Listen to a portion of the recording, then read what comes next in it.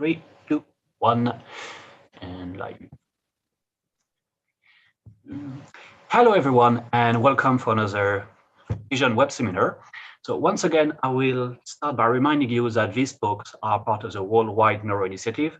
You will find all the relevant links in the description below this video. So today I'm very glad to receive Petri Ala-Laurila. Petri obtained his PhD in engineering physics at the Helsinki University of Technology. He then went to the US East Coast for a postdoctoral position at the Boston University School of Medicine. Then he moved to the West Coast for another postdoc position at the University of Seattle. Now Petri runs 2 labs in Finland, one at the University of Helsinki and the other at Aalto University, where over there they aim to bridge expertise in bioscience and engineering physics.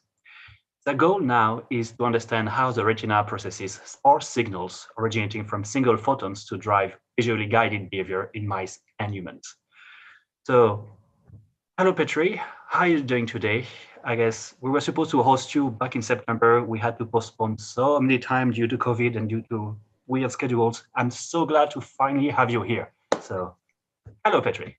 Okay, hi, and thanks for the very kind invitation for this Worldwide Neuro and for the nice introduction. Just a little detail there, I was doing my second postdoc at University of Washington with Petri, but I think it's close enough, same coast. Up to you, the stage is yours. All right, thanks. I'm gonna try to share my screen. Let's see if that works. So if I did everything right, you would see my first slide now. I don't see any comments or any podcast right now, but I think it's fine. So if there are something else I should see, just let me know. I'll let you know if there's something important. All right, so hello world. The title today is The Dark Side of Vision, Resolving the Neural Code. So if you have watched Star Wars, you know that Darth Vader says that if you only knew the power of the dark side, you would know what you would have incredible opportunities. And today I will try to lay out what the dark side of vision really means and what the power of the dark side actually is. So if you think about sort of a sensory processing across senses, all sensory information is encoded in spike trains, in action potentials, whether it's seeing, olfaction, taste, hearing, touch. The brain is listening to these sensory signals and integrating the sensory signals originating from action potentials to form a reliable picture of the world around us. How that process happens and how the brain decodes these signals is an incredibly difficult problem in the field of neuroscience. And today I will explain one step in one dimension how we can make progress in these kinds of problems. And that relates to studying vision in darkness or at very low light levels. So when I call vision in dim light, I will normally speak about light levels where a single ganglion cell sees something between 0 to 100 photons. That means that the single rod ganglion and these ganglion cells will collect signal from 10,000 or so rods. So a single rod basically hardly ever sees a photon. So my dim is insanely dim. So it's not just rod vision. And across species, from human to mouse to amphibians, it has been known for decades that our visually guided behavior can get very close to the absolute limit set by physics in encoding extremely low light levels. And that itself means that that the entire sensory modality from the retina to the higher order circuits have been optimized extremely well to these tasks. So from the perspective of the first question I asked, this means that vision at the real low light levels gives a great opportunity to try to link behavioral performance end to end from photons to circuits to behavior. So Additionally, I would like to highlight that in the mammalian system, the retinal circuit encoding the lowest light levels is extremely well known. It's called the rod bipolar pathway, and it's probably the best known retinal circuit. The features of this circuit is that the single photon signals originating from rods get collected by bipolar cells sent through A2 amacrine cells to on and off cone bipolar cells, and then sent out as spike trains to the brain by on and off ganglion cells, the most sensitive on and off ganglion cells. So there is a large convergence in this circuit such a way that the most sensitive on and off ganglion cells collect signals from thousands of rods in this case, and the circuit is preserved across mammalian species from mouse to primate to human. So if translation across species in vision is always difficult, but if in any place that can work well, it's in this paradigm in dim light detection. And today I'm gonna show results where we actually are gonna translate findings and hypotheses across all these three species to make progress end to end from photons to behavior. So my talk has three parts. Part number one focuses on how does behavioral detection of the weakest light increments depend on retinal on and off pathways in the mouse vision. And this work has been published at the end of 2019 in Neuro, and Lina Smets was the first author. So I will show this work very carefully, because then I'm gonna build up part 2 and 3, which are more which are unpublished new results which we have. They are based on the approach we take here. So it's very important we go carefully through this paper first. So if we think about connection between retinal circuits and behavior in this dim light detection paradigm, it's important to know that in 2014, when I was in Fred's lab, we figured out that the last synapse of the on pathway operates as a nonlinear mechanism. It's like a coincidence detection mechanism, such a way, and that is missing from the off circuit. So the rod signals converge to A2 amacrine cells, and now the split between on and off pathways happens here in the inner retina, and the on pathway has a unique nonlinearity, which is not in the off pathway.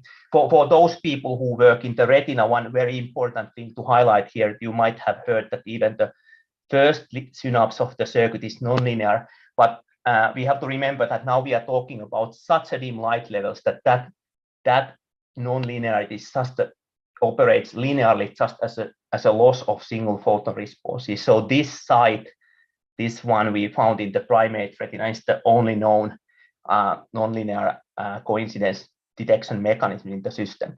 And what is important here is that then on cells send information about incredibly dim lights by increasing their firing rate, and the most sensitive off ganglion cells, they have a very high firing rate actually in the darkness, and then they become silent in response to a few photons. In mouse, these would be alpha cells, alpha type ganglion cells. In primate,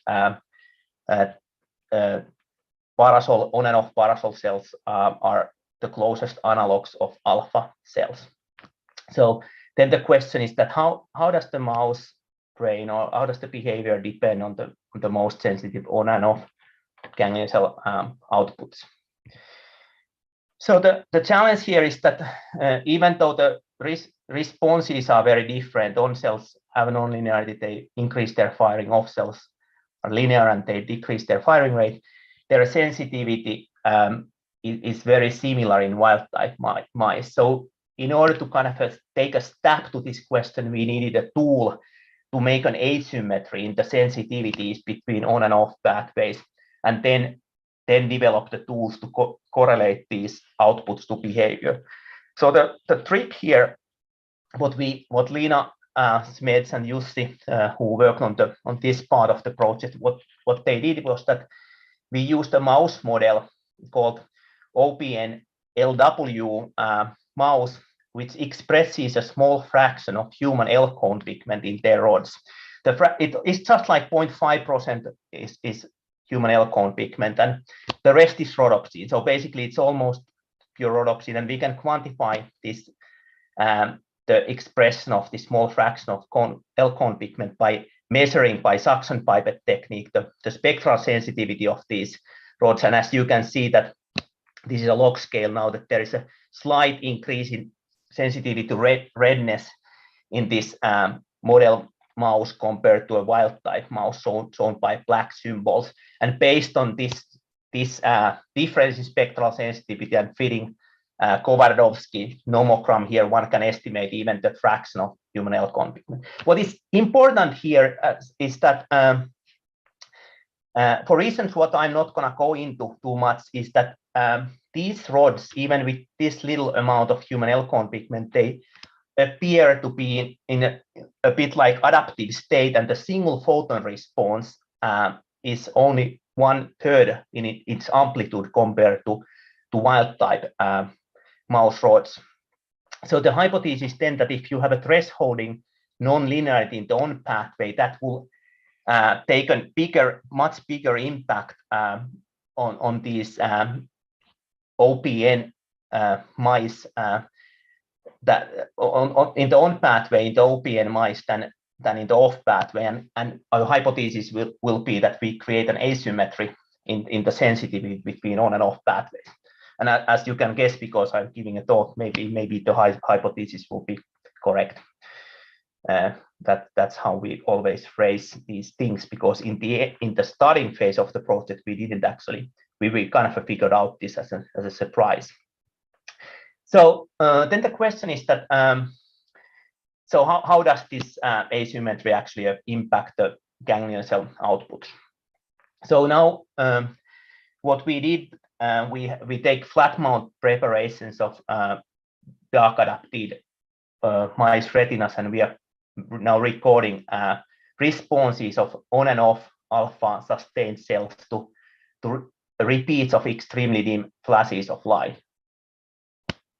So what I'm showing here are response rasters in response to two different flash strengths. The above row shows the intensity was 0.01 R star per rod per second. So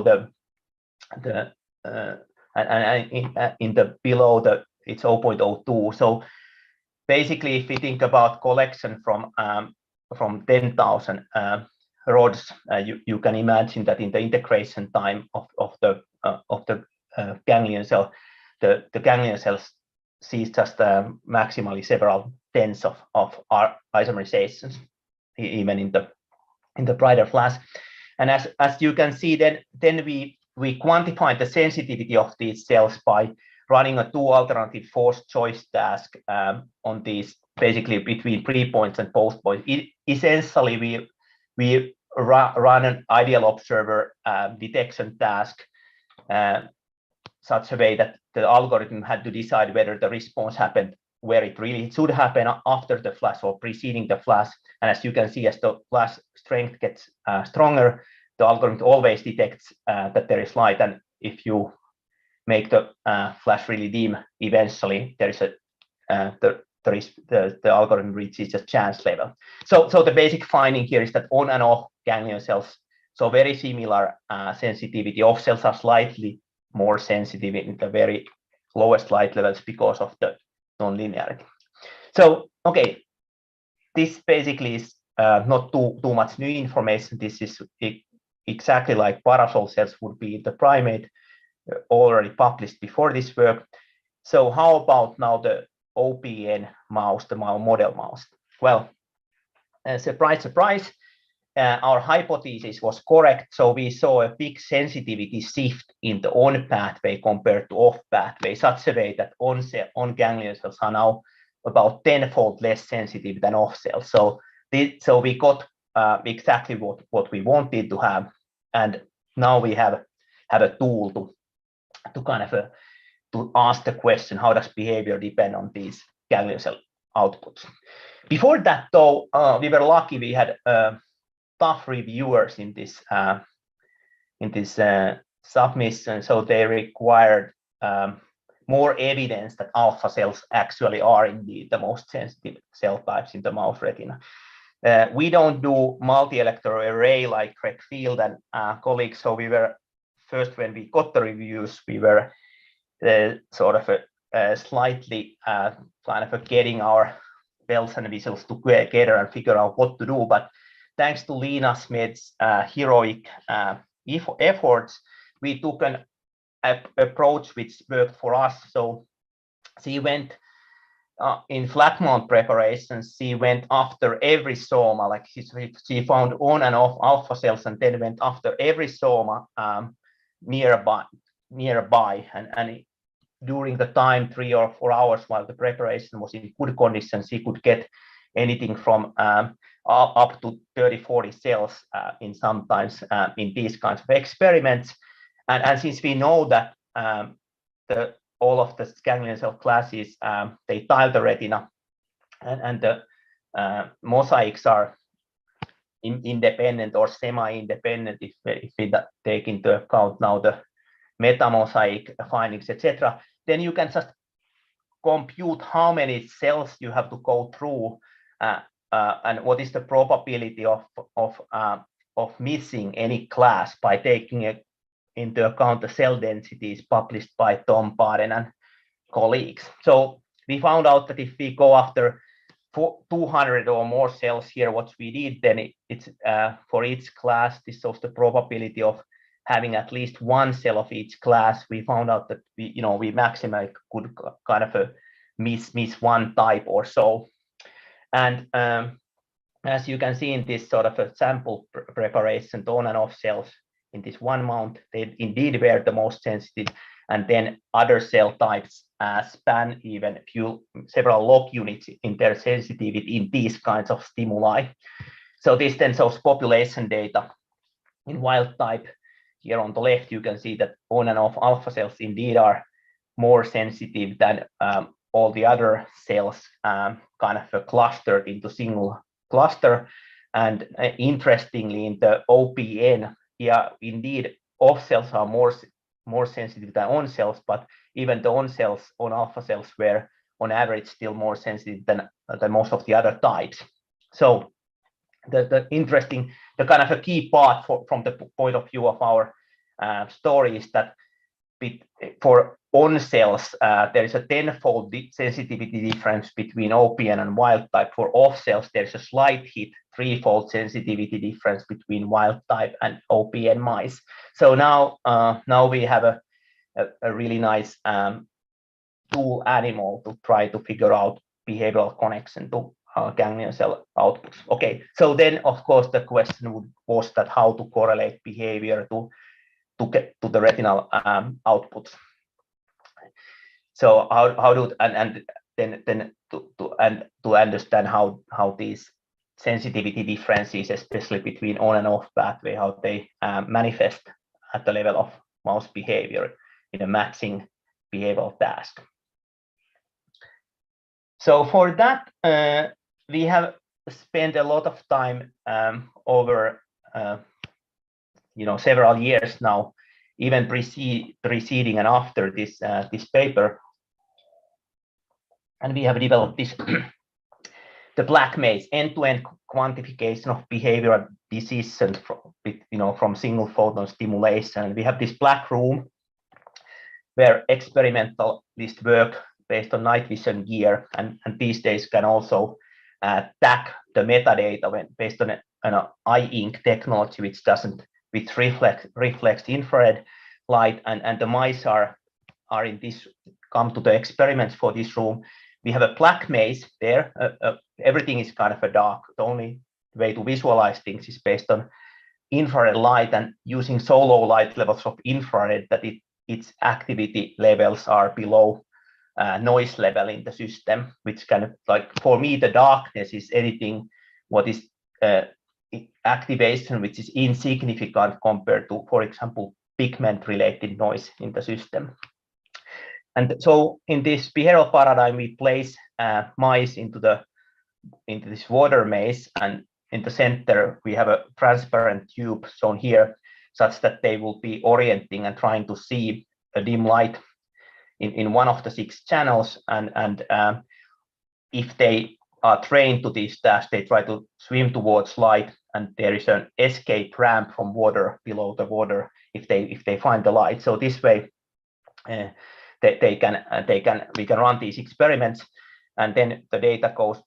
So we track the mice based on our own deep learning based shallow network, which is very fast, and then we can store the raw videos and metadata and analyze the data also online. So before experiments, we need to train the mice, and generally it takes about a bit more than 2 to 3 weeks. If they and we use bright light such that they learn to associate the light with the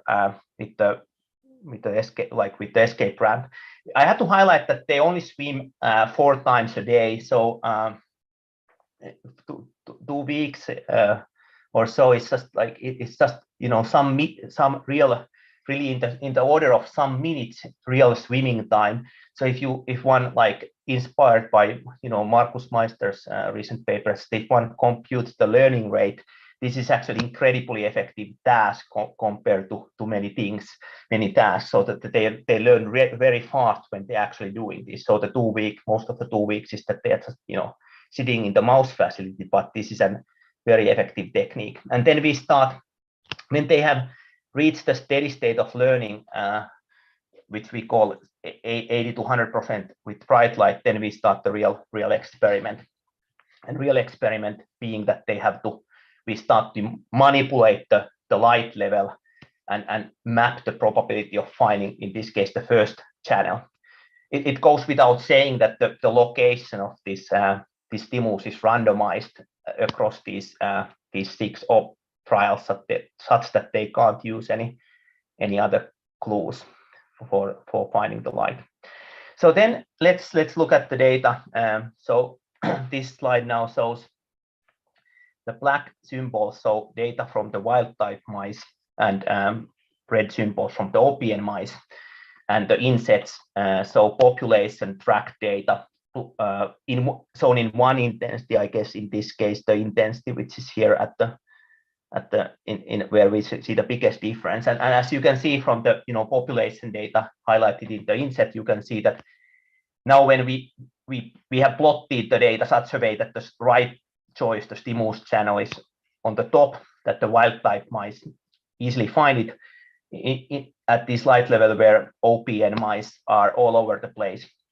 So then when we quantify the whole psychometric function, you can see that in the dark, they reach once they find the right channel roughly 17% of the time, which is the chance level. Highest light levels, they basically find it always. There is some other phenomena happening, really bright light levels, but they start to reach that high level before this kind of avoidance of light starts to happen. And the key region here is where the transition between chance level and always finding the place, the right place happens. And you can see that there is about 10-fold difference between wild type and OPN mice.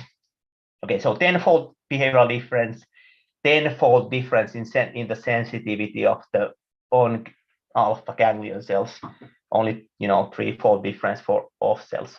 Bingo. So looks like behavior is defined by on alpha cells. Again, we were lucky. We were pretty happy with this, but reviewers wanted. We were really lucky. We had some reviewers who wanted to see this done properly. So they asked, okay, you need a full model to do this. So, okay, what is the full model then? So of course, then these are qualitative comparisons, 10-fold effect here, 10-fold effect there. So in the real task, mouse is looking for the light the light is traversing in the mosaics of ganglion cells in the retina, and the ganglion cells will convert these sparse photons hitting to the retinas into the spike trains, and they are fed to the brain to make decisions. And we can then make an ideal observer model such that the ideal observer, based on how the individual mice behaved, they can rely on either on or off alpha cell mosaics and try to make optimal decisions. Of course, we don't know exactly how the mouse brains work, but we can make the optimality argument with the model, and then look what would be the best behavioral decisions one could make based on that model, what we implement here as an ideal observer model. And that's what we did. So in order to do that, you need tracking, and we luckily had the tracking in place. So we have marker. I didn't maybe mention it, but our camera is on top, and since the mice are swimming in the water plane, and their head is sort of always a bit upward, that is actually a really great place to do tracking, because we can markerlessly identify the head direction for every frame when they are swimming, and by pushing this a bit more, we can even do uncalibrated eye movement measurement. So if the mice were moving in 3D and had the teeth and roll dimensions also, this would be incredibly difficult. So we have kind of it's almost like head mounting, but heads are not mounted. The animal actually can have a lot of behavior and strategy here. So this water maze is actually quite a remarkable place to look behavioral decisions. And what I'm showing here is just a couple of examples how we do the tracking. So these are, and we did also uncalibrated eye tracking. And as you can see, eye and head sort of directions are somewhat uncorrelated. So there is a corrective eye movements, which we can take into account in our model as well. So this video will now just show one trial where the mouse is placed on the center. So the tracking system also identifies the exact position of the maze. And now these two eye cups here demonstrate how when the actual mouse is making the behavioral track, that how the stimulus spot, which is located in one of the channels, how it will move in the mosaics of ganglion cells. And even though the stimulus is now highlighted as a green kind of a spot, remember that it really consists of very sparse hits of photons. So it would be like a extremely sparse photon rain instead of a. So here the mouse starts to do the behavioral task. Stimulus is located in this channel. You can see how the stimulus moves in our model based on what the animal does on both of the eye cups. And then our task is to kind of, based on that, understand how the stimulus gets mapped into spike trains of the ganglion cells. So Johan Wester, who is a postdoc in the lab, who worked mainly on this part, and Natalie collected nicely data from ganglion cells for this part. So they constructed a very simple sort of a linear, nonlinear model to quantify the mapping of sparse photons into spike outputs of the ganglion cells.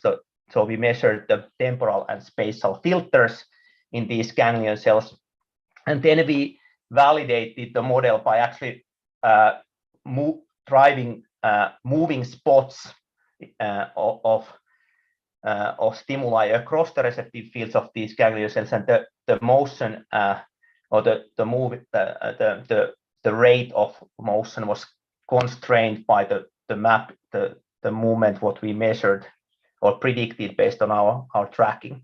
What turned out to be that the model predicted very well responses to these moving spots.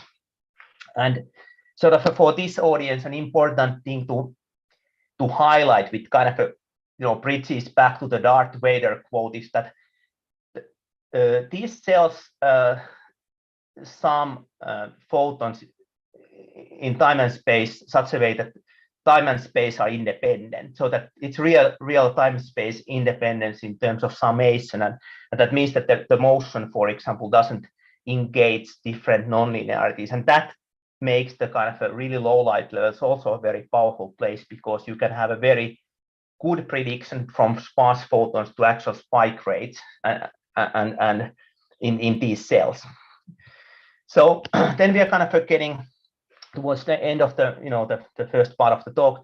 So there is one free parameter in these models. We don't know, how long the mouse brain integrates information. So if you are totally ideal, you could make the integration time to be infinite, which means the entire swimming trajectory. That would be this dashed line. And as we can see, behavioral data falls luckily short of that, so they are not integrating perfectly. Then we can adjust this integration parameter in the wild type mice such a way that the data matches the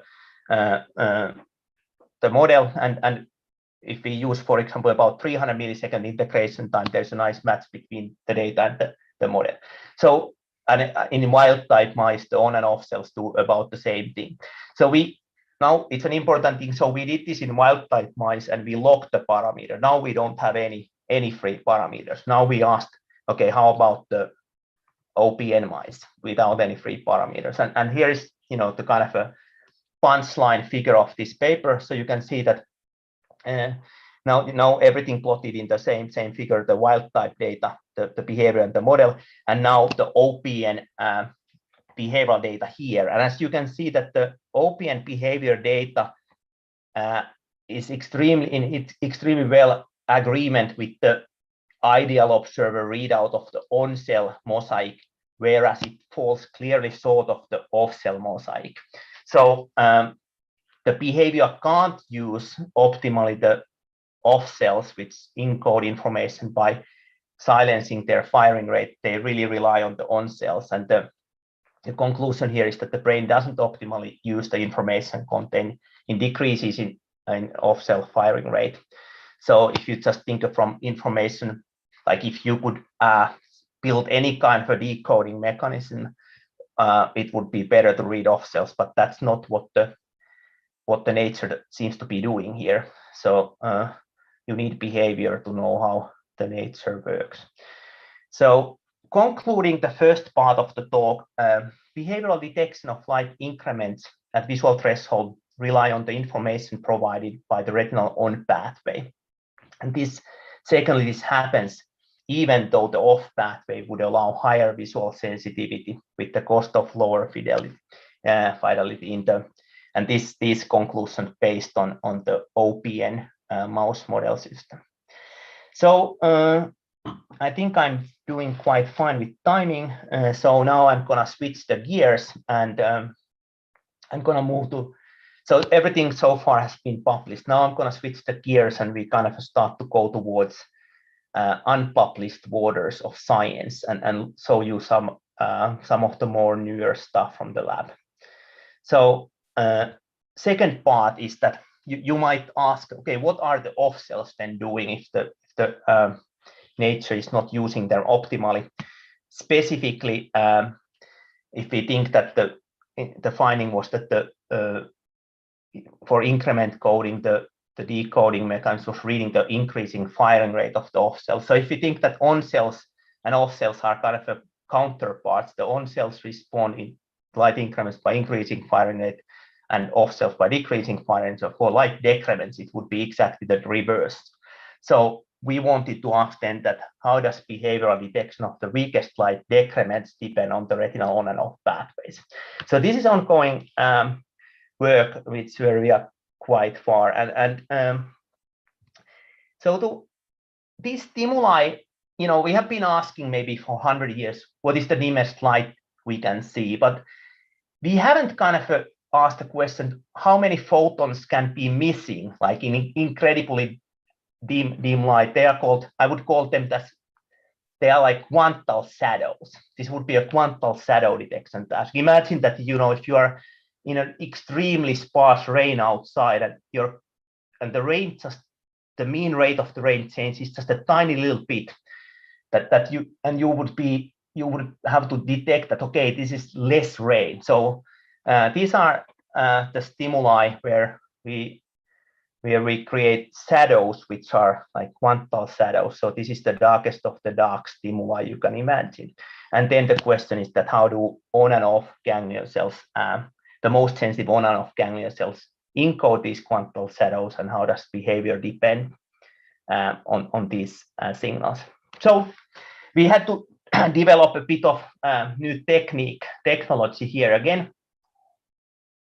So since we are in Finland, we thought about the winter war, and where Finnish soldiers were wearing these white outfits, and we came up with this, our modification of the white maze. And here is Sanna doing experiments in very similar outfit as our soldiers in the in 1930s, and this shows the white maze. So we have like a white, everything is reflecting the sparse photons kind of a setup, and there is a reflective maze, and one of the channels now has a dark spot which doesn't reflect any light, or is made out of material which the reflection is as close to zero as possible. This is now highlighted in kind of a bright green light, but you can imagine when you make this extremely dim that you don't see like anything else than kind of a green fog of photons, and your job is to figure out where some photons are missing. So this shows now video of that maze. So everything is, the whole approach is completely similar that in other ways that in the dim light detection task, except now the stimulus is this dark spot. These crosses and stuff like you see here are just orientation markers for our tracking system, and Tuomas, who is here, has developed, has sort of optimized our deep dark cut tracker for this thing. So basically, here you can see a mouse is put into the center of the maze to start to look for the dark spot, and the tracker detects the position of mice and also head direction. Yeah, I'm sorry, this visualization is not, but just believe me, the tracker does a good job. So then we take a similar modeling approach. So basically, when we know what the mouse is doing, where the head is moving, we can map the dark stimulus spot on the on the receptive field mosaic of the cells. I forgot to highlight this. Actually, this figure shows quite well. So here you see a small fraction of the cell mosaic, and as you can see, when the mice are in the center of the maze, the stimulus size is sort of in the order of the size of receptive fields of these cells. So it's not hitting multiple, like it hits a small number of cells of a particular type at one during one frame.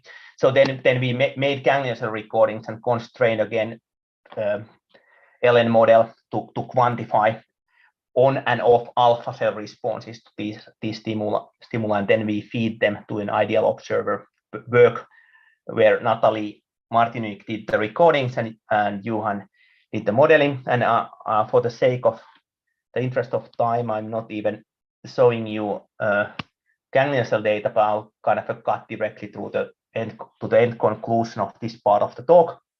So this is the key figure. The panel C now shows percent of correct choices as a function of background light, behavior data shown by black symbols, and theoretical limit if you did perfect job of defined by physics and the loss in the system, you can see that behavior falls short of that limit, but not very far. So the mice are doing incredibly good job in detecting, first of all, light decrements. So they will see shadows where only few photons are missing in the pools of hundreds of rods. It's incredibly good. And then the second key conclusion, as you can see, the behavior now with very similar modeling approach really fits the off alpha cell prediction.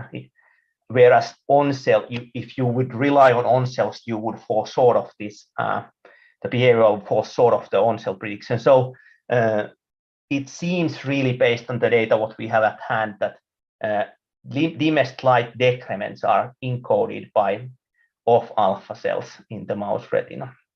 So conclusions of the sort of a short part 2 of my talk is that behavioral detection of the dimmest light decrements or quantal shadows, how we call them, is depends on the most sensitive off ganglion cells of alpha cells in the mouse, and then the most sensitive off ganglion cells can detect light decrements, eliciting only a few missing photons among hundreds of rods. So sort of a kind of a conclude, like the part 1 and 2 now is that it's quite remarkable that there is the distribution of labor between increment and decrement coding starting already at extremely low light levels, such that on alpha cells carry the role of encoding light increments, of alpha cells the decrement coding. So the distribution of computational labor happens already at these light levels, and the particular cell classes at least seem to have correlation to particular behavioral task. So then I'm going to move to part 3 of my talk, the last part of my talk, which is also unpublished data. So I told that in this paradigm one can move from species to another, and now we did exactly this. We started to look human and primate vision in collaboration with Frederici, and we asked a question that kind of a 100-year-old question, that what is the dimmest light that humans can detect, and what neural mechanism actually limit our detection of the dimmest light. So the approach now relies on using monkey retina as a proxy for human retina. I think it's a really good proxy because they come in these recordings require extremely good preparation condition, and that is more likely in the case of monkey retina, and then we correlate that with human psychophysics. So there is a little bit, being a liberal across species, but I think liberal is a good thing in general. So we kind of went back to the classic psychophysics question, and this of course was already asked when soon after quantum physics came about. The question was asked, can humans see a single photon? But especially in 1940s, the landmark paper by Hechtler and Biren saved our understanding of this question. And the experiment they did, this is data from Hecht's own eyes, that they were giving sequences of extremely dim flashes to their own eyes, and they in the dark adaptive condition in the peripheral retina, and they asked if you can see the flash or not, and they found out that 60% or so performance level it corresponds a bit more than 100 photons at the level of cornea. Then based on the estimated loss factors in the eye and the shape of this curve, the conclusion was that humans can detect something like 7 to 9 isomerizations, absorbed photons or so. So this paper already showed, like one of my, at least my own favorite results in science, is that since the photons were so sparse that they landed to about 500 or so rods, this already showed that a single rod must be able to encode a single photon, and this psychophysics experiment preceded almost 40 years that the recordings by Qinghua Yao, Dennis Baylor, and Trevor Lamb, where they actually electrophysiology showed that a single rod can encode a single photon. So in the vertebrate system. So this was I think quite cool. So now having said it, so that the number, whether it's 7 or 9 photons, etc., this has been discussed decades now, and the original model what Hex, Lair, and Piret applied was basically such that you have a linear retina and then a decision mechanism in the brain which can implement the critical number of absorbed photons needed for detection, and if you tweak this number to higher, you can see that this impacts the shape of the psychometric function, what was the kind of a key parameter they extracted. The steeper the shape, the higher the number. And since then, there has been lots of more progress in this domain. But essentially, all the other models also with differences in the noise model, etc., they still kind of fall in this sort of a general picture that you have a linear retina and then a single nonlinearity or decision mechanism, and then later on it has been shown, since there are the noise model, it has been shown that especially based on Craig Phil and Frederici and others, that since the system is not constrained really well enough with the noise model, etc., those numbers are the interpretation is ambiguous. The one of the challenges here that you just have the psychophysics data and the photon data, but not access to estimate what the retinal output does. So this is where we try to now make progress, and there are two key points in the approach what I'm showing, and the data is kind of quite quickly to go through. But first of all is that the work what Fred and I did was that we saw that indeed there is this nonlinear coincidence detection, in the on pathway, and now Lina's work showed that behavior in mice really rely on the on pathway. So if we are now species liberal and we think that all vertebrates work the same way, the prediction, the hypothesis would be a new kind of a model. This would be that behavioral detection of light increments relies on the nonlinear on pathway of the retina read by the brain, which can add further nonlinearity. And we wanted to test this hypothesis against the classic model. All right, classic model having linear retina but still potential nonlinearity in the brain. And that has been also discussed. Sakit and others have proposed that the brain might actually have access to each individual photon. There's also newer work claiming that humans could see single photons. So our hypothesis that nonlinear signal processing in the retinal on pathway sets a fundamental limit to the detection of the weakest light flashes in humans. To really test this hypothesis, we needed a bit more than just, recording primate on and off ganglion cells and human psychophysics. It seems that the detection paradigm itself is not powerful enough paradigm to really nail which model is correct. So we did a slightly like we did the detection paradigm, which means that you are showing you are doing darkness versus flash trials, but we also did discrimination task, and this task I'll come to that, why this is actually really important here. But the task is such a way that your job is to define in between two extremely dim flash intensities which one is brighter. So we did the detection task, which means that you have to define if there is a flash or no, darkness versus a dim flash, and then detection of brightness discrimination between two extremely dim flashes of light. We did recordings on and off parasol cells in Fred's lab with on macaque retinas in optimal conditions, and then human psychophysics in my lab.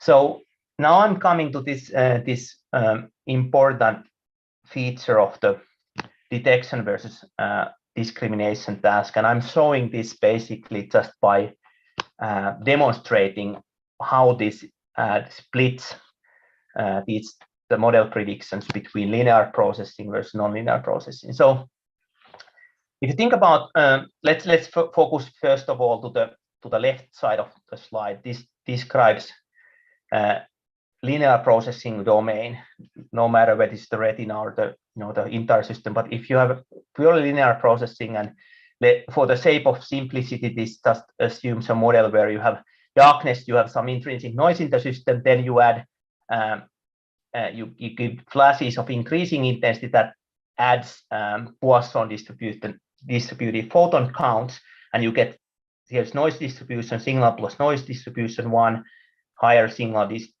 intensity, and then again higher signal intensity. So if you think about detection task, your job would be to discriminate between your in two alternative forced choice framework. You are discriminating between noise trials versus signal plus noise, and Poisson distribution. In pure Poisson distribution, the mean and the variance are equal, so that these get wider the further you go in intensity. That means that if your job is to figure out what is the discriminality between two distributions with the fixed mean, you do always best job here when your intensity is lowest, because the distributions get wider. So the detection task, which is shown by blue, gives you a better performance than discrimination task in a purely linear Poisson defined system. Then you can add noise, etc., and that sort of a shift. Now if we plot the intensity needed for just noticeable difference as a function of the pedestal intensity, the comparison intensity, you can see that the detection task is always this 1 point. So and then if your pedestal intensity increases, you will just do worse.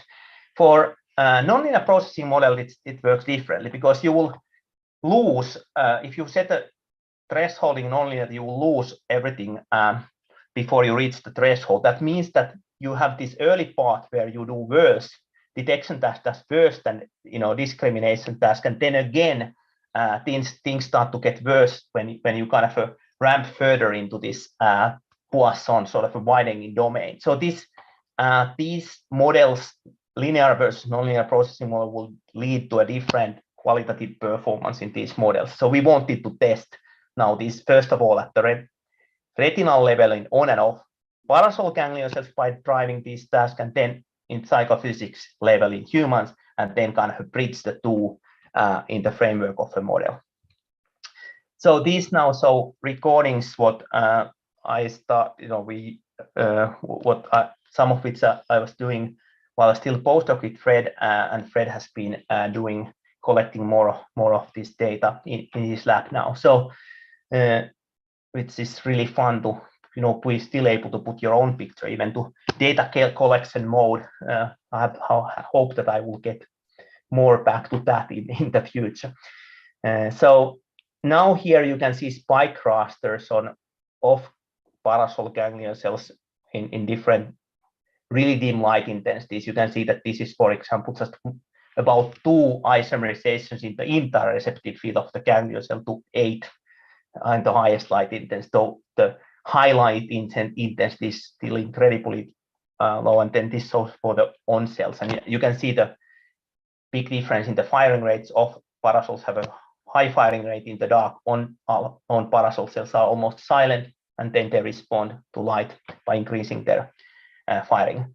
And immediately now, when we look the present correct plot as a function of intensity, you can see that off cells indeed have a better performance for detection task than for discrimination task. It essentially has predicted qualitative for a linear processing model, and for on cells there is a different performance. So the discrimination performance is better than detection performance.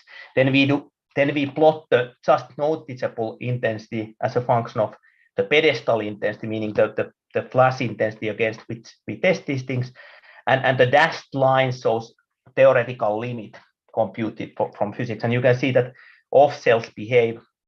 This is the detection task, so they are here, and then they sort of a discrimination task just gets sort of worse, and for on cells we see this exactly this dip.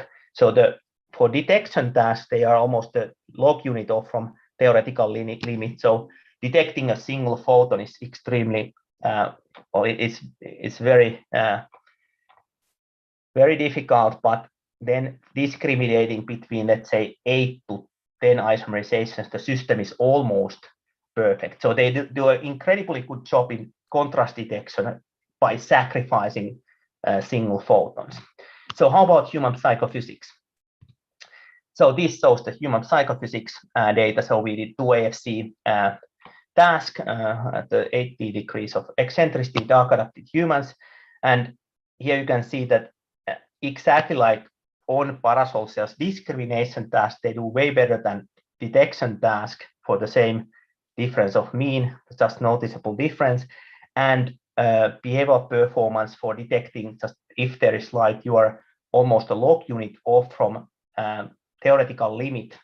But for discrimination task, the humans get extremely close to the theoretical limit of physics.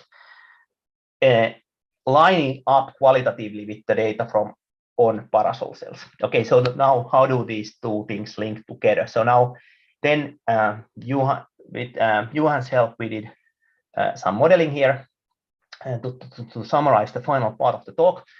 So this now shows just noticeable difference in intensity, and as you can see, they are like from 1 isomerization to 10, so incredibly dim lights as a function of pedestal intensity. Here is the darkness, so the detection task, theoretical limit. You can see that on and off ganglion cells both are almost a log unit off from theoretical limit for single photon detection, but then on cells dip towards theoretical limit, whereas off cells sort of gets worse. And here is human psychophysics, which is shifted to higher intensity. So you can this first of all, from off-cell data, there is not a simple way that you could ever you can get exactly this result from not at least a sort of a realistic model where you could get to human psychophysics performance. Off cells are doing worse here, but from on cells, if we just look at the model where we just have the subunit nonlinearity in the retina and then sum them without any further nonlinearity in the brain, we can't get exactly the psychophysics performance. But then by creating a model where basically we have one more nonlinearity in the brain, we can basically perfectly predict the psychophysics data. And essentially the subunit numbers now we need to increase a bit from a single on cell. So we are talking about integration from a few on ganglion cells and setting up a second nonlinearity. We can get exactly what we have in psychophysics. So data lines up with the idea that as in mice, humans would rely on the on cell code in detecting the light, dimmest light increments. Incredibly interesting, I think, that they are sacrificing really for the detection task, which has been the kind of a classical question. Humans don't do so well, but for contrast discrimination, they are incredibly good. So then I want to summarize the whole the last part of my talk by saying that human visual performance for detection and discrimination of the dimmest light increments can be predicted from on, but not from off parasol ganglion cell responses. And secondly, that nonlinear signal processing in retinal on pathway sacrifices single photon events for optimal contrast coding at the sensitivity limit. So in a bit like a sad way, maybe we have been asking the wrong question for 100 years. Human vision is not about why would we see a single photon, basically what would you gain from it, but if you can sacrifice singles and a ton of noise and reach incredible contrast discrimination through on pathway, perhaps that has been more correct interpretation of the optimization. That of course is a point of discussion rather than data. Finally, I want to acknowledge the incredible people who actually did all the work, my group, and here here is a picture from our sort of a summer get together, which was outside in August because of the COVID times, and then we have added here to the side row Tuomas, who was somewhere on travels that time, and then Gabriel Peinara, who just joined the lab, and then Alexandra and Krishna, who are new PhD students in the lab. And on that note, I would like to thank you for your online attention, and I'm happy to take questions. Well, thank you very much, Petri. It was very interesting. Thanks for that.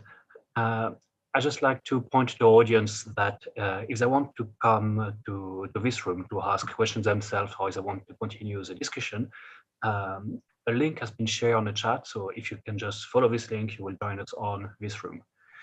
So now if you have any questions.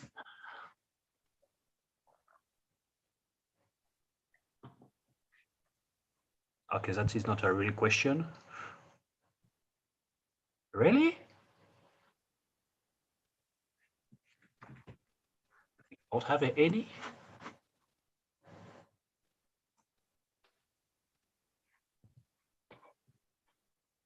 Okay, that is surprising. You are a terrible audience. Maybe I'm a terrible speaker. Well, okay, so I guess we can move to the discussion part, and so we're just waiting for people to join us here on this Zoom room, and we can continue on the topic. So we're waiting for you. I put the link in a chat, so join us as we're going to end the YouTube stream very soon. So do join us now. I have one from Greg Schwartz. In that last slide, was n equals 6 the number of subunits in the nonlinear model? Am I right assuming then that this is basically 2 or 3 overlapping on-parasolar GCs? Is this a coverage factor?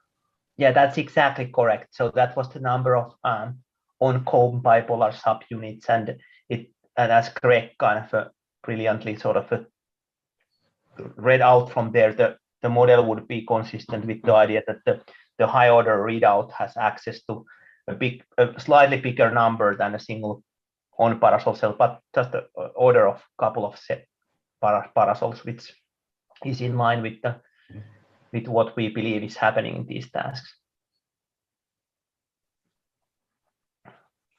Thanks for that. Hello, Simon. We had Simon laughing with us. He disappeared. He's back. Hello. You are muted. You are muted. We cannot hear you. Yeah, I have a question. So in Barbara Sackett's paper from 1970s, she reported that human subjects, their ability to their absolute threshold was sensitive to whether they'd smoked a cigarette, whether they had drunk a cup of coffee, or whether they'd been on a very bright beach in the previous 3 months. And I was wondering whether you have any evidence that mice are similarly sensitive to their previous history of visual experience and diet, and they don't smoke, but yeah. Thanks for that's a great question, and we haven't particularly looked in that, but in terms of of course not smoking, but diet or hunger, but we have looked to something, and we published this recently in Current Biology, and we showed that if the mice are in different diurnal state, if they are living there, even if they are dark adapted, but if they are living there nominal daytime versus nighttime, they do way better in this psychometric task if they are living their nominal nighttime. And since now we in the paradigm we have an estimate, what is the retinal contribution and what is the high order contribution. First of all, they did a different search strategies for the light spot during nighttime, but that only explained part of the difference. Also, the high order high order integrator was in a better state in the night time. So it's sort of somewhat related that there was high sensitivity in terms of at least towards the diurnal rhythm in these tasks. Yeah, that's really interesting. That was going to be my second point, was whether there was a diurnal rhythm, but there obviously is. Yeah, that came just out. I think the paper we published in Current Biology, I think about a year ago, 2020 January or so. I'm happy I can send you the reprint. So is it known whether there are any structural changes in the mouse retina from light to day? There are in fish retina. That was the kind of the underlying reason we started to look into that, and we didn't see in the increment detection in darkness. We didn't see a difference, at least in the our flat-mounted preparation in the sensitivity of the ganglion cell outputs. But indeed, there is a lot of physiological evidence that, for example, gap-junctional coupling and multiple features change. So what we kind of hypothesize also in the paper is that for detecting the dimmest light spot in the dark, that may not be in circadian control in the retinal phase, but probably some other computations are. And the interesting domain I think to look would be like mesopic light levels, where the trade-off between space and temporal coding, for example, could be much more utilized in just detecting the dimmest light is not necessarily the kind of the task to look at. And we have a bit of discussion section, but now we are trying to seek more into that what computations could be under circadian control. That's sort of an ongoing work. Great, thank you. Thanks. So before Tom can ask a question, I have one from Ines Philippa. Apparently she missed a part of the talk, but where do you think the brain non-linearity modulation of the signal comes from? You mean the brain part, or I guess she doesn't precise. Yeah, so we don't know and we don't even know the precise mechanism actually of the retinal nonlinearity either. So that would be it would be interesting to look into the brain one. There is some previous work, especially based on Horace Barlow's approach, and then later followed up, where instead of if you do a behavioral task, when you don't just say that did you see the light, you can express yes, maybe, or no. Then Barlow showed that there is a trade-off between sensitivity and false positive rate, such that the criterion level of the high order mechanism can be adjusted. That was one of the reasons why we ran our experimental paradigm into two alternative force choice framework. And I can see Markku, who is the psychophysics expert in our team, is also part of this discussion, and we were particularly high, discussing that this would be an important thing to do, that we try to set up the paradigm such that we alleviate the criterion, high order criteria, as much as possible. So because it has been also a debatable thing that whether, like especially related to Sakic's work and also a recent paper by Tinsley, whether humans could have access to single photon responses. And in our hands, it seems that seeing one is almost impossible, but 2 or 3, etc., for on parasols are very doable. Thanks for that. Tom, you had a question? Yes, actually, I had a question about salamanders and stuff, but I'll spare you that for now. I've got another one. Yes. So what really intrigues me is that you're saying it's all about the off channel, right? Yeah, the shadow detection. Yeah, I mean, it's the wrong one, because the rod bipolar cells are on. Like, this is a terrible design. What's happening? In this zone, if we just focus on the vertebrate circuit, that where we are looking the primary rod pathway, where we share the on and off pathways are really shared until A2 amacrines, and then you do the split in the inner retina, it would be a very different ball game. Maybe, you know, if you go to the light domains where you drive the you know, rod signals through cones, or if you start to drive the cone signals through those pathways. So I think that this sort of extreme dim light level is very particular place, especially because the on-off splits happens so late that the difference is basically one synapse.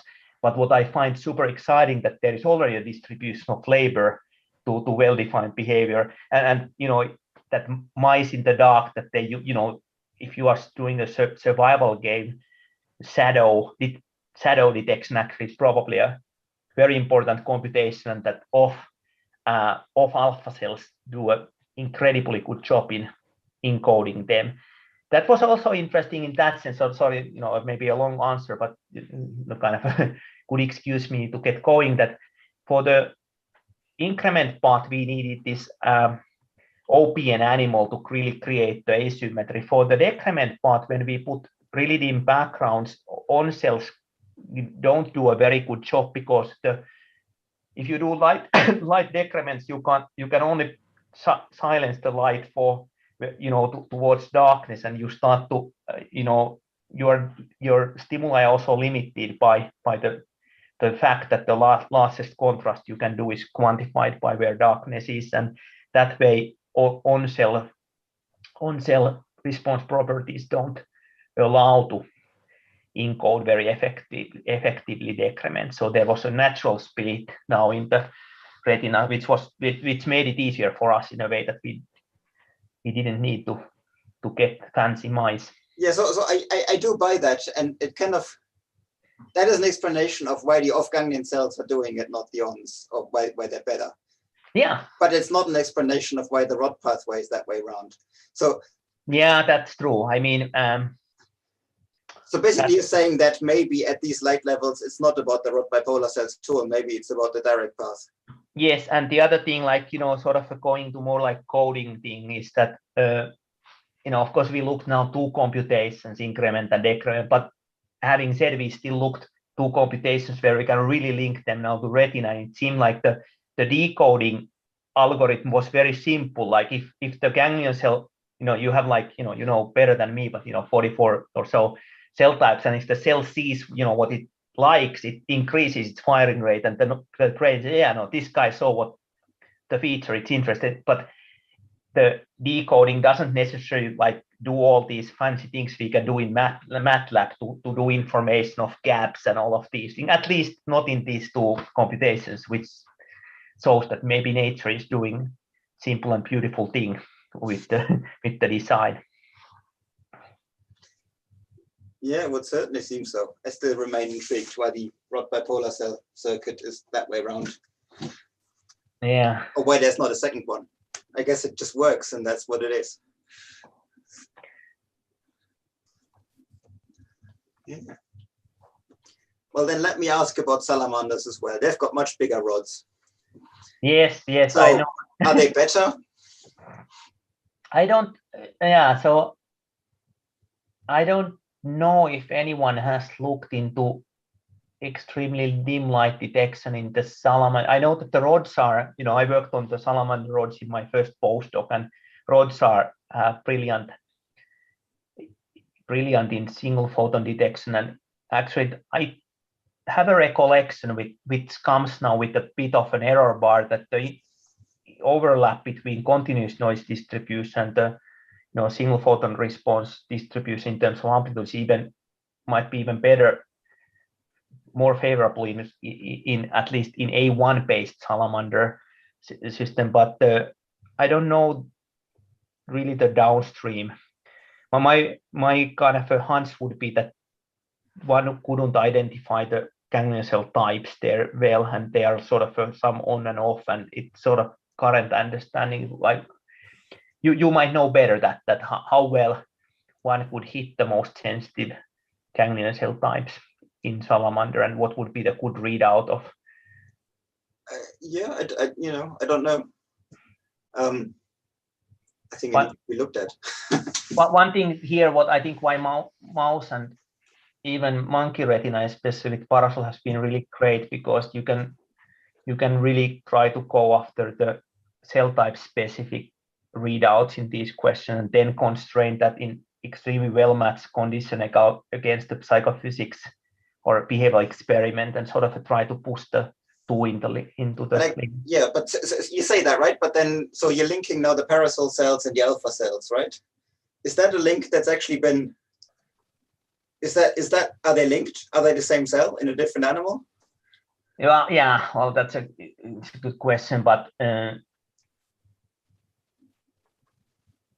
my knowledge, that's the closest homologue of alpha cell on Parasol, and to which extent it has really been nailed, for example, that in monkey retina, in primate retina, you wouldn't, no other cell would come close to sensitive. I think that's not done.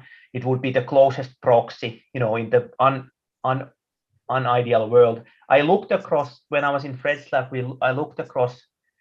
I was interested in this question already at the time, so it's not published, but I look across multiple cell on and off cell types, and it seems like in darkness, although even mid-set cells became highly nonlinear in darkness. So in a way that the last synapse of multiple on cells share this feature. So the on-off kind of a linear versus nonlinearity split might be much more, universal across many of the types, and they might manifest somewhat. Yeah. But I don't think anyone.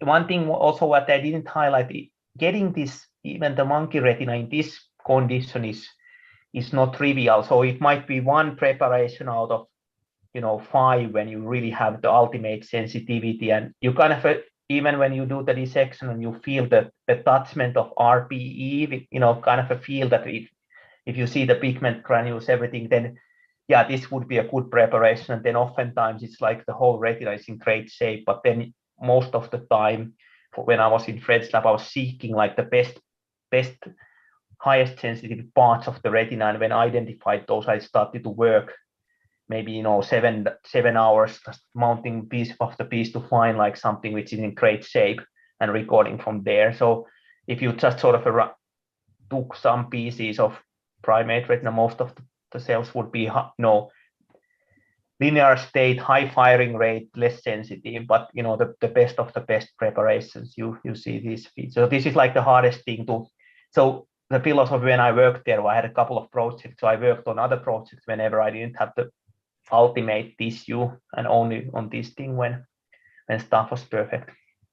Now I think Fred's lab is a bit further in this state, but it's still not like easy thing preparation wise. And I think multi-electrode array might have even more, like, because you're kind of squeezing it, it might be even more difficult there to get all of this in that state.